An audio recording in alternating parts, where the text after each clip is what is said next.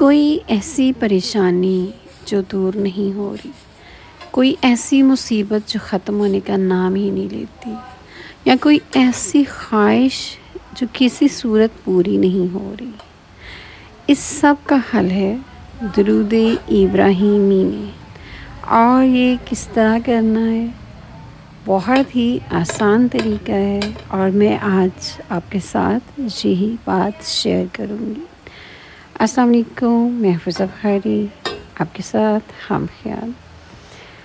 اگر آپ کے دل میں کچھ ایسا ہے جو جائز ہے اور پورا ہونے کا کوئی سبب نظر نہیں آتا، تو آپ نے نماز میں جو درود ابراہیمی پڑھا جاتا ہے اس کی منت مانگنی ہے، اور یہ منت بھی بہت سادے طریقے سے مانگنی ہے۔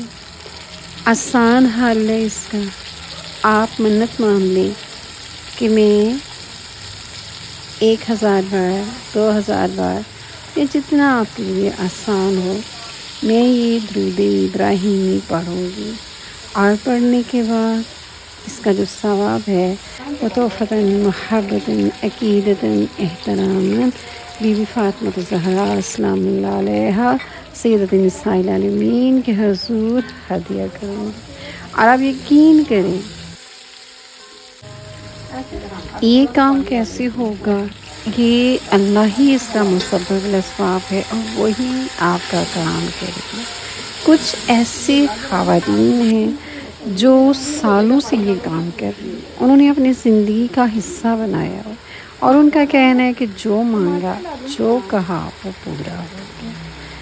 اپنا خیال رکھیے گا، پھر ملیں گے۔ اللہ حافظ۔